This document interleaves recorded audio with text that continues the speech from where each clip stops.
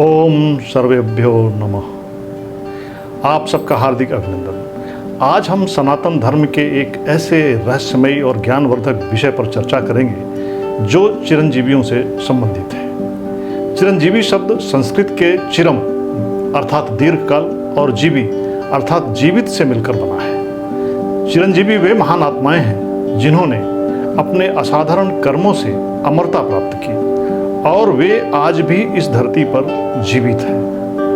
महाभारत के आदि पर्व में एक श्लोक है, अश्वत्थामा बलिर्व्यासो हनुमांश्च विभीषणः कृपा परशुरामश्च सप्तैते चिरंजीवितः। इस श्लोक के अनुसार इस पृथ्वी लोक पर 7 चिरंजीवी हैं। अश्वत्थामा, राजा बलि, व्यास जी, हनुमान जी, विभीषण, कृपाचार्य और परशुराम जी। परंतु कई परंपराओं में व्यास जी के स्थान पर मार्कंडेय ऋषि को गिना जाता है। तो आइए इन सभी चिरंजीवियों के बारे में जानने का प्रयास करते हैं।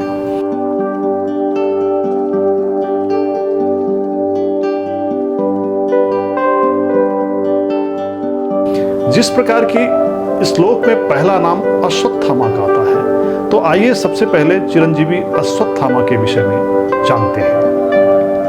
अश्वत्थामा के विषय में सबसे दिलचस्प बात यह है कि गुरु द्रोणाचार्य के पुत्र महान योद्धा अश्वत्थामा को चिरंजीवी या अमर होने का वरदान नहीं मिला था, बल्कि श्राप मिला था। सिर्फ एक क्षण का क्रोध अश्वत्थामा को अनंत काल की पीड़ा दे गया। तो ये अश्वत्थामा को जो चिरंजीवी रहने का, हमेशा जीवित रहने का जो श्राप मिला है, उसके बारे में थोड़ा सा आपको बताता हूँ कि महाभारत युद्ध में अपने पिता की छल से हुई मृत्यु ने अश्वत्थामा को प्रतिशोध की आग में अंधा कर दिया था। अश्वत्थामा ने धर्म और मानवता की सारी सीमाएं लांघकर प्रतिशोध की आग में धधकते हुए रात के अंधेरे में पांडवों के सोते हुए पुत्रों का वध कर दिया था और अंत में उत्तरा के गर्भ में पल रहे अंतिम वंशज, पांडवों के अंतिम वंशज परीक्षित को मारने के लिए अश्वत्थामा ने ब्रह्मास्त्र भी चला दिया था। तो जैसा कि महाभारत के सौप्तिक पर्व में लिखा है कि निशिशुपतेषु पांडवेषु धृष्टद्युम्नमुपाद्रुवत् हत्वा पंच या पांचाल्यान द्रौपदेयांश्च सर्वशः। अर्थात रात्रि में सोते हुए पांडव शिविर में घुसकर अश्वत्थामा ने धृष्टद्युम्न और द्रौपदी के 5 पुत्रों का वध कर दिया। इस अकल्पनीय अधर्म से सृष्टि कांप उठी थी। जब भगवान कृष्ण ने ये जाना कि अश्वत्थामा ने इतना जघन्य अपराध किया है, तो उन्होंने वो श्राप दिया अश्वत्थामा को जो अमरता का सबसे भयानक रूप कहलाता है। महाभारत के सौप्तिक पर्व में लिखा है कि अश्वत्थामन त्वं च तावत् 3 वर्ष सहस्राणि गुप्तश्चर महीमिमां असहायो विवासस्य व्याधिभिः परिपीड़ितः। अर्थात हे अश्वत्थामा, तुम 3000 वर्षों तक इस धरती पर अकेले, असहाय, रोगों से पीड़ित और दुर्गंध से युक्त होकर भटकते रहोगे। कोई तुमसे बात नहीं करेगा। अश्वत्थामा के जो जघन्य अपराध से भगवान ने क्रोधित होकर जो उसे श्राप दिया, उसका वर्णन भागवत पुराण में भी मिलता है। भागवत पुराण में लिखा है कि त्रिभिः कल्प सहस्रेस्तु कलौ देहम न मोक्ष्यसि यूय श्रोणित संकीर्णो निर्जने विचरष्यसि। अर्थात 3000 कल्पों तक कलयुग में तुम देह त्याग नहीं कर सकोगे और पीप और रक्त से भरे घावों के साथ निर्जन स्थानों में भटकते रहोगे। बताया जाता है कि यह श्राप देने के बाद भगवान श्री कृष्ण ने अश्वत्थामा के माथे पर लगी दिव्यमणि निकाल ली, जो दिव्यमणि उसे शक्ति देती थी। उस मणि की जगह एक गहरा घाव हो गया जो अब कभी नहीं भरेगा। तो अश्वत्थामा की कहानी एक चेतावनी है कि क्रोध में किया गया कर्म अमरता को भी एक अंतहीन नरक बना देता है। तो यह है श्रापवश अमर हुए अश्वत्थामा की कहानी, जिसके बारे में आपको मैंने अभी बताया। अब आइए चलते हैं दूसरे चिरंजीवी के विषय में जानते हैं। जैसा कि 7 चिरंजीवी शुरू में मैंने बताया अभी भी इस पृथ्वी लोक पर विचरण कर रहे हैं। तो उनमें से जो दूसरे चिरंजीवी हैं वो हैं राजा महाबली या राजा बलि। तो राजा बलि के बारे में बताने के पहले मैं आपको बताऊंगा कि आप ऑलरेडी भक्त प्रहलाद के बारे में जानते हैं और राजा बलि भक्त प्रहलाद के पोते थे। राजा बलि इतने न्यायप्रिय और दानवीर थे कि उनके राज्य में कोई दुखी नहीं था। वामन पुराण में लिखा है, न तत्र दुखम न जरा न मृत्यु नाशाध्वसम नापि च दुर्गति क्वचित। अर्थात राजा बलि के राज्य में न दुख था, न बुढ़ापा था, न मृत्यु थी, न भय था और न ही कोई दुर्गति थी। तो जैसा कि राजा बलि जन्मे तो असुर कुल में थे, लेकिन राजा बलि ने अपनी दानवीरता और अपने गुणों से देवताओं को भी लज्जित कर दिया था। दानवीर राजा महाबली इतने गुणी और प्रजापालक थे कि उन्होंने अपने तप और पुण्य से तीनों लोगों पर अधिकार प्राप्त कर लिया था। उनके सुशासन से इंद्र भी भयभीत हो गए थे। तब जाकर देवताओं की रक्षा के लिए भगवान विष्णु ने वामन अवतार लिया। तो जब विष्णु भगवान ने वामन अवतार लिया तो आपको मालूम है कि उन्होंने एक बौने ब्राह्मण का वेश धारण कर पृथ्वी पर अवतरित हुए भगवान विष्णु, और राजा महाबली से उन्होंने केवल 3 पग भूमि मांगी। क्योंकि राजा बलि महादानी थे, उनके बराबर कोई दानी पैदा ही नहीं हुआ। तो अपने दान के वचन से बंधे महाबली ने सोचा कि ये 3 पग भूमि तो बहुत छोटी मांग है। उन्होंने तुरंत स्वीकार कर ली और तभी भगवान ने विष्णु ने, जो कि वामन रूप में प्रकट हुए थे, उन्होंने अपना विराट रूप प्रकट किया। और विराट रूप प्रकट करते ही भगवान वामन ने एक पग में ही सारी पृथ्वी नाप ली और दूसरे पग में सारा आकाश नाप लिया। अब तो कुछ बचा ही नहीं। जब तीसरे पग में कोई स्थान नहीं बचा तो वचन के धनी महाबली ने अपना अहंकार त्याग करके कहा, प्रभु तीसरा पग मेरे मस्तक पर रख दीजिए। तो उनकी इस अटूट वचनबद्धता और विनम्रता से भगवान विष्णु अत्यंत प्रसन्न हुए। उन्होंने महाबली को पाताल लोक का स्वामी बनाया और चिरंजीवी होने का वरदान दिया। तो ये है राजा महाबली की कहानी, जो जैसा जो मैंने श्लोक सुनाया उसके अनुसार वो दूसरे चिरंजीवी हैं इस पृथ्वी लोक पर। और राजा महाबली के याद में आज भी केरल में ओणम नाम का पर्व मनाया जाता है और ये माना जाता है कि इस दिन ओणम के दिन वे अपनी प्रजा से मिलने आते हैं। तो राजा बलि जो हमें सिखा गए वो यह है कि सच्चा बड़प्पन शक्ति में नहीं बल्कि समर्पण और विनम्रता में है। तुलसीदास रामचरितमानस में भी लिखा है कि जो प्रभु चरण में शीश नवावे सो जग में सच्चा यश पावे, बलि समदानी को नहीं जाना, 3 लोक में जा सुबह खाना। तो इस प्रकार दूसरे चिरंजीवी राजा बलि के बारे में आपने जाना। अब आपको बताता हूँ तीसरे चिरंजीवी के बारे में। तीसरे चिरंजीवी हैं ऋषि मार्कंडेय।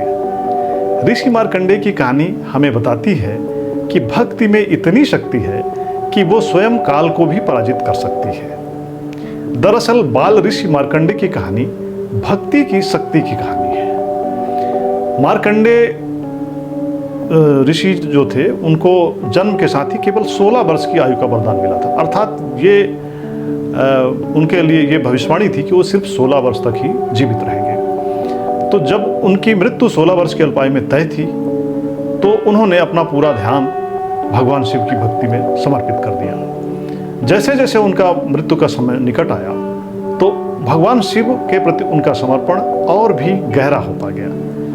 उन्होंने मृत्यु पर विजय पाने वाले महामृत्युंजय मंत्र की रचना की। महामृत्युंजय मंत्र जो हम लोग अभी आजकल सुनते हैं वो ऋषि मार्कंडेय का ही द्वारा रचित है। और मार्कंडेय ऋषि ने जो महामृत्युंजय मंत्र की रचना की वे निरंतर उसका जाप करने लगे। ये जो मंत्र है महामृत्युंजय मंत्र वो ऋग्वेद और यजुर्वेद में भी वर्णित है। ओम त्र्यंबकम यजामहे सुगंधिम पुष्टिवर्धनम उर्वारुकमिव बंधनान मृत्योर्मुक्षीय मामृता। तो इस महामृत्युंजय मंत्र का जाप करते हुए बालक मार्कंडेय भगवान शिव की पूजा में लीन थे और उसी समय उनकी आयु का 16 वर्ष पूर्ण हुआ तो यमराज उन्हें ले जाने के लिए पृथ्वी पर आए। जब बालक मार्कंडेय ने देखा कि सामने यमराज खड़े हैं तो उन्होंने शिवलिंग को कसकर पकड़ लिया। नतीजतन यमराज का जो मृत्युपाश है वो शिवलिंग पर जा पड़ा और यह देखकर भगवान शिव का तीसरा नेत्र खुल गया।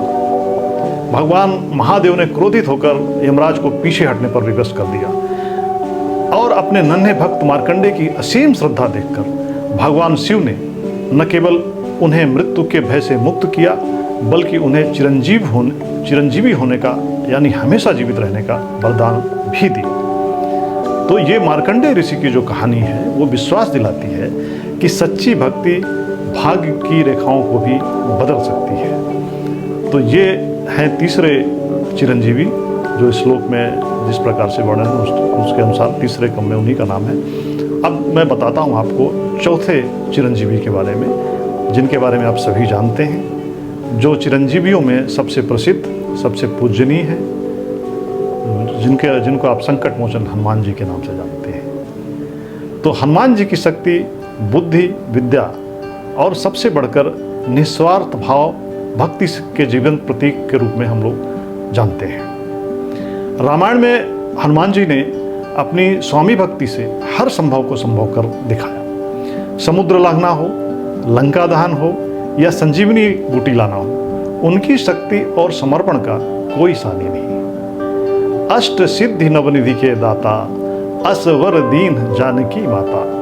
उनकी स्वामी भक्ति को देखकर, हनुमान जी की स्वामी भक्ति को देखकर ही माता जानकी ने उन्हें यह वरदान दिया था कि वे 8 सिद्धियों और 9 निधियों के दाता होंगे। उनकी निस्वार्थ सेवा और भक्ति से प्रसन्न होकर स्वयं माता सीता ने उन्हें अजर अमर होने का वरदान भी दिया था।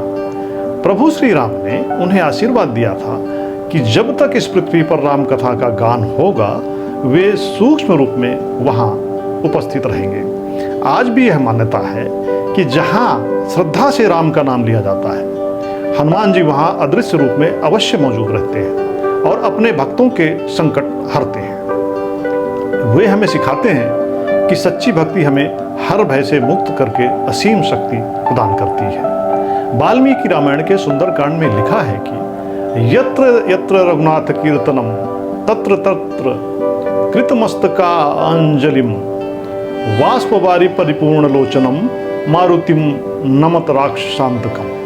अर्थात जहाँ जहाँ राम नाम का कीर्तन हो वहाँ हनुमान जी अश्रुपूर्ण नेत्रों के साथ हाथ जोड़कर विराजमान रहते हैं। तो ये है भगवान हनुमान, महावीर हनुमान जी की कहानी जो चौथे चिरंजीवी कहलाते हैं। और अब हम चलते हैं जानने के लिए 5वें चिरंजीवी विभीषण, जिन्हें विभीषण के रूप में जाना जाता है। और विभीषण रामायण के वो पात्र हैं जिन्होंने सिखाया कि धर्म कुल और परिवार से भी बड़ा होता है।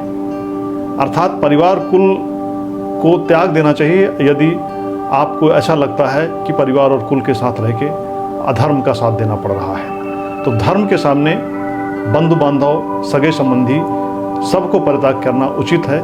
ऐसा हम सबको सिखा गए हैं विभीषण, जो कि लंकापति रावण के छोटे भाई थे और जिन्हें आप सभी जानते हैं। तो जब रावण ने माता सीता का अपहरण किया तो विभीषण ने बार बार उसे धर्म का मार्ग अपनाने को कहा। विभीषण ने समझाया कि पराई स्त्री का अपमान कुल का नाश कर देगा, लेकिन अहंकार से चूर रावण ने उल्टे विभीषण को ही अपमानित करके सभा से निकाल दिया। तुलसीकृत रामायण के सुंदरकांड में लिखा है कि सचिव वेद गुरु तीन जो प्रिय बोलहि भय आस, राज धर्म तन तीन कर होई बेगही नाश। अर्थात मंत्री, वैद्य और गुरु ये तीनों यदि भय या लाभ की आशा से प्रिय बोलते हैं या झूठी सलाह देते हैं तो राज्य, शरीर और धर्म का शीघ्र ही नाश हो जाता है। जब विभीषण ने ये रावण को समझाने का प्रयास किया तब भी रावण उनकी बात को नहीं माना तब विभीषण ने रावण के अधर्म का साम्राज्य त्याग कर धर्म के प्रतीक भगवान श्री राम की शरण लेना उचित समझा। उनकी इस धर्मनिष्ठता और सत्य के प्रति समर्पण से प्रसन्न होकर प्रभु राम ने उन्हें लंका विजय के बाद वहां का राजा बनाया और कल्प के अंत तक जीवित रहने का वरदान दिया। तो विभीषण का जीवन यह संदेश देता है कि सत्य का मार्ग कठिन हो सकता है, पर अंत में विजय सत्य की ही होती है। लंका के राजकुमार विभीषण ने सिद्ध कर दिया कि धर्म रक्त संबंधों से बड़ा होता है। इसीलिए उन्होंने धर्म पालन के लिए अपने समस्त सगे संबंधियों और बंधु बांधवों का परित्याग कर दिया था। अब चलते हैं छठवें चिरंजीवी के विषय में जानते हैं, जिनका नाम है कृपाचार्य। कृपाचार्य ज्ञान और निष्पक्षता के शाश्वत स्रोत कहे जाते हैं। महाभारत काल के एक महान स्तंभ कुलगुरु कृपाचार्य हस्तिनापुर के कुलगुरु थे। उन्होंने कौरवों और पांडवों दोनों को शिक्षा दी थी। कृपाचार्य ज्ञान, तप और निष्पक्षता की प्रतिमूर्ति थे। युद्ध में अधर्म के पक्ष में होते हुए भी उन्होंने कभी अपनी नैतिक सीमाओं को नहीं लांघा। इसीलिए उन्हें अमरता का वरदान मिला, ताकि उनका ज्ञान और अनुभव आने वाली पीढ़ियों का मार्गदर्शन करता रहे। वे गुरु के उस आदर्श का प्रतीक हैं जिसका ज्ञान कभी समाप्त नहीं होता। गुरु गीता में लिखा है कि गुरुर् ब्रह्मा गुरुर्विष्णु गुरुर्देवो महेश्वरः गुरु साक्षात परम ब्रह्म तस्मै श्री गुरुवे नमः। अर्थात गुरु ही सृष्टिकर्ता, पालन करता और संहार करता है। गुरु ही साक्षात परम ब्रह्म है। ऐसे श्री गुरु को मैं नमन करता हूँ। कृपाचार्य का जीवन हमें गुरु के महत्व और ज्ञान की अमरता का पाठ पढ़ाता है। एक सच्चा शिक्षक केवल शस्त्र नहीं, चरित्र गढ़ता है। महाभारत में कृपाचार्य को यह बोलते हुए दिखाया गया है कि न मे द्वेषो न रागस्य न लोभो न च मत्सरः समः शत्रो च मित्रे च तथा मानापमानयोः। अर्थात न मुझ में द्वेष है, न राग, न लोभ, न मत्सर। मैं शत्रु, मित्र और मान अपमान में समान। अब हम जानते हैं सातवें चिरंजीवी के बारे में, जिन्हें हम भगवान परशुराम के रूप में जानते हैं। भगवान परशुराम शक्ति और त्याग के अद्भुत संगम कहलाते हैं। भगवान परशुराम भगवान विष्णु के छठे अवतार थे, जिन्हें आवेश अवतार भी कहा जाता है। और वे एक ऐसे ब्राह्मण थे जिनके रक्त में ऋषियों का तप था और भुजाओं में क्षत्रियों का बल। महर्षि जमदग्नि के पुत्र परशुराम ने पृथ्वी को 21 बार अहंकारी और अत्याचारी क्षत्रिय राजाओं के आतंक से मुक्त कराया था। भागवत पुराण में लिखा है कि हत्वा क्षत्र सहस्त्राणि पितृणाम तर्पणम कृतम। अर्थात हजारों क्षत्रियों का वध करके पितरों का तर्पण किया। लेकिन बाद में भगवान परशुराम ने यह भी कहा कि क्रोधो मम महाशत्रु स एव नरकाय च तम जित्वा शांति मापनोमि तम तपसा ब्रह्मवादिनाम। अर्थात क्रोध मेरा सबसे बड़ा शत्रु है और उसे जीतकर ही मैंने शांति पाई। भगवान परशुराम ने यह भी कहा। भले वो क्रोधी थे, लेकिन क्रोध को जीतने के बाद ही उन्हें शांति मिली। भगवान परशुराम अन्याय के घोर विरोधी थे और धर्म के कट्टर संरक्षक थे। लेकिन उनका जीवन केवल क्रोध का नहीं, बल्कि महान त्याग का भी प्रतीक है। कहा जाता है कि अन्य अवतारों की तरह भगवान परशुराम अपना कार्य पूरा करके वैकुंठ वापस नहीं लौटे। वे आज भी महेंद्र पर्वत पर तपस्या रत माने जाते हैं। ऐसी मान्यता है कि जब कलयुग में अधर्म अपनी चरम सीमा पर होगा, तब भगवान कल्कि का अवतार होगा। भगवान विष्णु का जो अगला अवतार होगा भगवान कल्कि के रूप में होगा, और उन भगवान कल्कि के गुरु बनेंगे भगवान परशुराम। और भगवान परशुराम उन्हें भगवान कल्कि को दिव्यास्त्रों का ज्ञान देकर धर्म की पुनर्स्थापना में सहायता करेंगे। तो भगवान परशुराम हमें सिखाते हैं कि शक्ति का सच्चा उद्देश्य विनाश नहीं, बल्कि धर्म की रक्षा करना है। कल्कि पुराण में कहा गया है कि कल्किम विष्णु यशसम ब्राह्मणम समुपस्थितम परशुरामो महातेजा रामो दास रथिस्त था। अर्थात कल की अवतार के समय परशुराम जी ही कल्कि के गुरु बनेंगे। तो ये हैं वो 7 चिरंजीवी जिनके बारे में मैंने बताया। अश्वत्थामा बलिर्व्यासो हनुमान से विभीषण कृपा परशुरामस्य सप्तैते चिरंजीविनः सप्तैता संस्मरे नित्यम मार्कंडे यमाष्टमम जीवेद्वर्ष शतम सोपी सर्वव्याधि विवर्जिता। अर्थात अश्वत्थामा का पश्चाताप, राजा बलि का दान, हनुमान की भक्ति, विभीषण का धर्म, कृपाचार्य का ज्ञान, परशुराम का पराक्रम और मार्कंडे ऋषि का विश्वास। जो प्रतिदिन इन 7 चिरंजीवियों और मार्कंडे ऋषि का स्मरण करता है वह 100 वर्ष तक रोग मुक्त होकर जीवन जीता है। तो ये 7 चिरंजीवियों की कहानियां हमें बताती हैं कि अमरता केवल एक वरदान नहीं है, यह एक जिम्मेदारी भी है। यह हमारे कर्मों का ही प्रतिफल है कि जो यह तय करता है, कर्म ही यह तय करता है कि हमारा जीवन और हमारा नाम युगों युगों तक कैसे याद किया जाएगा। तो मिलते हैं अगली बार एक और रहस्यमयी और ज्ञानवर्धक कहानी के साथ। तब तक के लिए नमस्कार। हमारे साथ बने रहने के लिए बहुत बहुत धन्यवाद, आभार। ओम तत्सत।